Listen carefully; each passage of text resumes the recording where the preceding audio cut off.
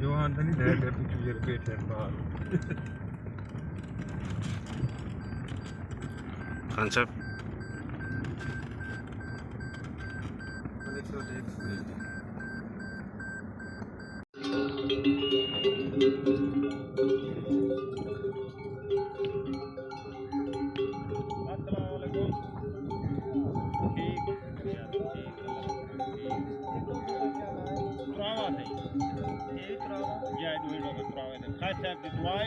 बैठा के ऊपर ले कंडे को केरी जाते ऊपर जरा फुका कंडा खड़े सावे परले पास ऊपरले पास जरा खड़े ना चलोड़ा छोड़ा मिलिया इथा बैठा के दोबारा कितने सही दुआए या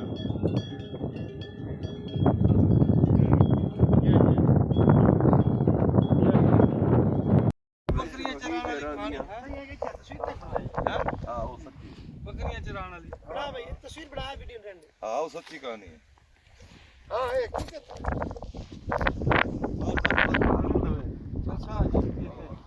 आए बदियां ते साईं दी सलाम तक कर लिया साईं सलाम ते सलाम जिते धरती ते बाबा जी बैठे रहे बाबा जी 15 साल रोई रहे ये हुणे से डॉक्यूमेंट्री बनदा उन्हां दी शहरो शायरी भी बड़ी है हल रोई दे बारे मैं इत्थे गल कर रहा सानू असि बदबख्त लोग है सानू पता नहीं है जेडी गुलाम फरीद दी शायरी है ना कोई दुनिया दी शायरी उस नाल मुकाबला नहीं करे बहुत हाल फरीद दा कलाम है तो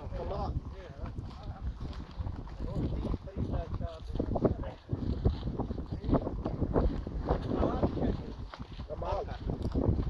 रहमान रहीम आज मैं अपने दोस्तों के नाल करनल इजाज साहब मेरे भाई डीएसपी मदर हयाज साहब मलिक मदर चन्नड़ साहब मोहम्मद अयाज खान समी साहब मेरे दोस्त मलिक सलीम चन्नड़ साहब हले पिछा खड़े ने असा तकरीबन किला ड्राइवर तो कोई 20 किलोमीटर 25 किलोमीटर अगे जो प्योर रोही है जो रोही आखा जाता है इससे ज़्यादा विजिट करना आया कि ये जड़ा दरख्त है ये पहले ख्वाजा गुलाम फरीद रहमतुल्लाह अलैह ने कुछ अरसा इतने आपका कैंप लाई रखा इस जगह के उत्ते रिहायश पजीर रहे तो अज भी ये दरख्त ये जगह जड़ी है उन्होंने नाँ के नाल ही मुनसलिक की जाती कि ख्वाजा साहब की बैठक है दरअसल ये देखो ना इतने आसार तो हैं ना कोई लोग आंदे हैं कोई मनता मनते नहीं अपना होंदा जो निज़ाम दरअसल दरियाए हाकड़ा और दरियाए गागरा ये सारा चलता है चोलिस्तान ये चोलिस्तान इस पासे आई परली तरफ राजस्थान आई पिया इतने बहुत बड़ी एक दौर है आबादियां हैं तुसा जितने किले देख सो किला ड्रावर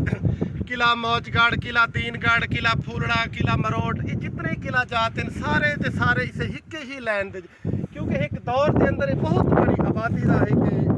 बस्ती पूरे शहर हैं बल्कि सारे कदीमा वाले ने आते इतने रिसर्च किया है 400 जगह के उत्ते आबादियां उन्होंने मिलियां ਜਿਹੜੀਆਂ ਅੱਜ ਉਹ ਆਪਣਾ वजूद खो चुकियां हैं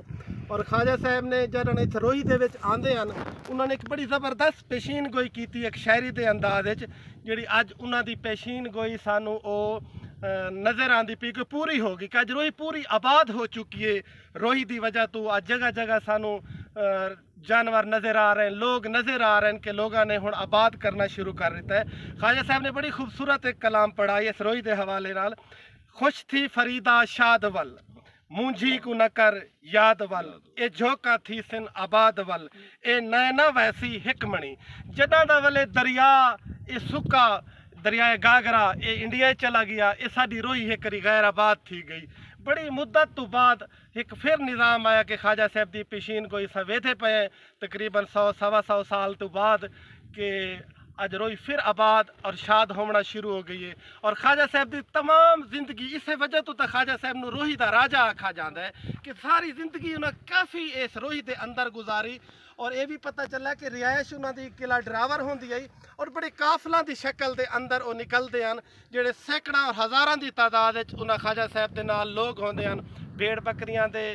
भेड़ भी नाल होंगे हैं ताकि वो नाल चलते रह जाते हैं ये भी सारे इला में चाहे कि जिस टाइम ख्वाजा साहब खास तौर पर रोही के अंदर निकलते हैं ना उस वक्त तक शहर के लोगों नाल अपना ताल्लक बिल्कुल डिस्कनैक्ट कर लेंगे मुलाकात नहीं कर लेंगे दरअसल वो अपना मिजाज रोही के लोगों को मिलावना चाहते हैं रोही के लोगों को मिलना ज़्यादा पसंद करते हैं ताकि उन्होंने मिजाज समझ सकें जी रोही की असल रूहानियत है वह असल मज़ा लै सकें इस वजह के उत्ते शहर के लोगों तो फिर डिस्कनैक्ट होते काफ़ी अरसा इतने आते रोही के उत्ते रहते हैं शुक्रिया।